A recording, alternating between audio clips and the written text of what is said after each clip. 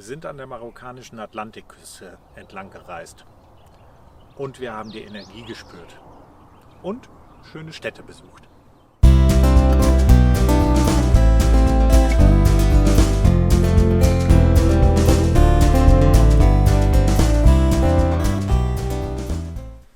Für unseren zweiten Anlauf nach Marokko haben wir wieder die Fähre von Algeciras nach Tangamed genommen. Ich glaube, allzu viel müssen wir über das Prozedere da nicht erzählen. Das ist ja grundsätzlich bekannt, dass man sich am besten das Ticket bei Carlos kauft, weil es dort die besten Tickets und die besten Konditionen gibt. Aber einen Tipp haben wir noch und der wäre, wenn es sich ermöglichen lässt, nehmt doch einfach eine Fähre gleich morgens zur Tagesanbruchszeit. Weil den Felsen von Gibraltar in der aufgehenden Sonne zu sehen, ist einfach ein wunderschöner Anblick. Und falls euch das mit dem Thema Carlos und Ticketkauf doch nicht ganz so geläufig ist, schreibt es einfach in die Kommentare. Wir können euch dann gerne noch mit ein paar weiteren Informationen versorgen. Von Tangamed sind wir dann weitergefahren in Richtung Casablanca. Wir wollten die Küste entlang fahren, um auch relativ zügig an den Atlantik zu kommen. Und unsere erste Station war dann Mohammedia. Ja, wie soll ich das sagen? Großbaustelle, Riesenprojekte, nicht schön. Punkt. Der Atlantik war beeindruckend, wie er an vielen Stellen ist, aber ansonsten die Stadt bietet eigentlich nichts. Es war so scheußlich, dass uns nicht mal eingefallen ist, überhaupt mal irgendein Bildchen oder ein Video zu drehen. Also uns hat es da überhaupt nicht gefallen. Nächste Station ging dann nach Essaouira und das hat uns tatsächlich deutlich besser gefallen.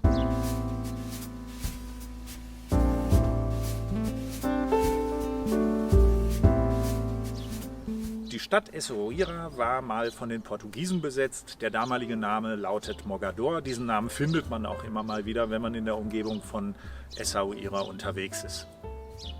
Essaouira selbst ist unserer Meinung nach die bislang schönste Stadt, die wir besichtigen konnten. Es ist derartig entspannt dort.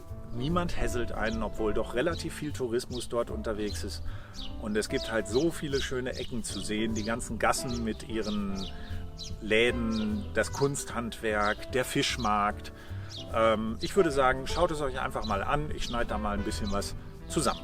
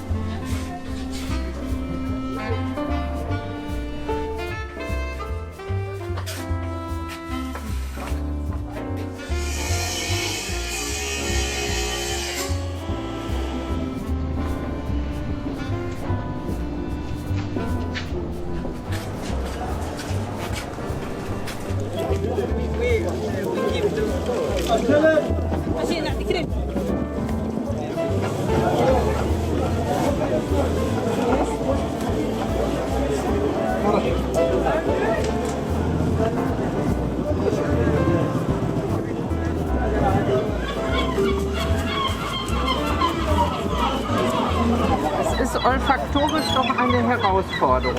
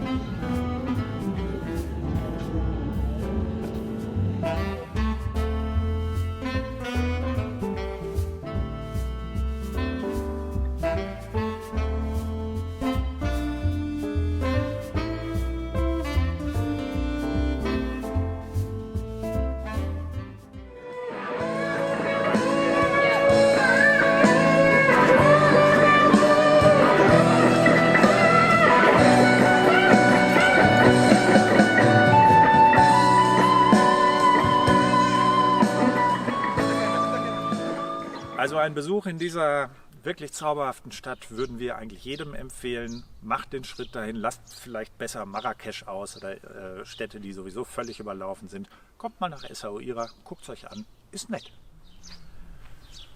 Und ab Essaouira wird auch die Küste schön, also unserer Meinung nach. Wir sind dann praktisch von Essaouira bis kurz vor Agadir die Küste entlang gefahren. Wir haben auch noch einen Stopp gemacht in Imsuan, einem, ja, wie sollen wir das sagen, einem Dorf, das vor 10 Jahren eigentlich nur ein Fischerdorf war und sich jetzt über die Jahre eigentlich mehr so zum Surfers Paradise entwickelt hat.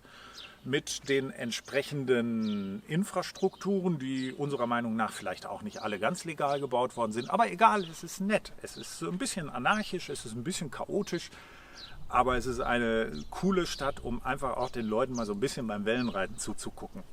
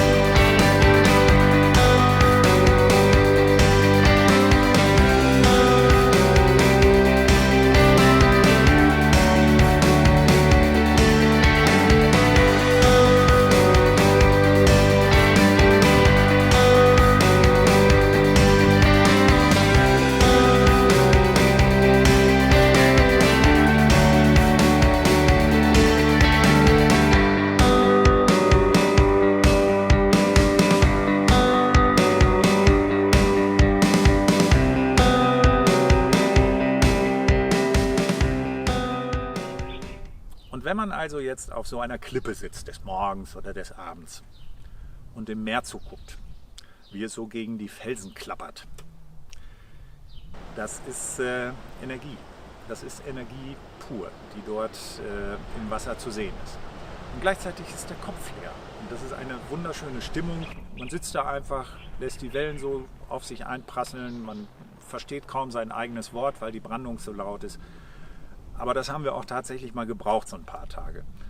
Und somit können wir sagen, dass dieser Aufenthalt in Essaouira, in der Nähe von Essaouira und auch dann in Imsuan uns wirklich sehr, sehr gut gefallen hat. Je näher man dann der Küste entlang nach Agadir kommt, umso größer werden die Parkplätze, umso größer werden die Wohnmobile, die dort stehen. Es ist eine wunderschöne Küste, aber uns hat es dann irgendwie doch nicht mehr so gut gefallen, weil wir nicht zwischen diesen großen weißen Wänden stehen wollten. Wir haben nur eine kleine weiße Wand, die wäre dazwischen wahrscheinlich gar nicht aufgefallen. Und vielleicht hätte uns auch jemand an den Haken genommen und mit nach Hause geschleppt, weiß ich nicht. Aber das wollten wir auch gar nicht ausprobieren. Wir haben es dann doch vorgezogen, ein bisschen wieder von der Küste wegzufahren in Richtung des Paradiestals, Valais Paradis. Und das ist aber eine andere Geschichte, was wir dort erlebt haben. Genauso gut danach den Anti-Atlas. Das erzählen wir euch dann mal beim nächsten Mal.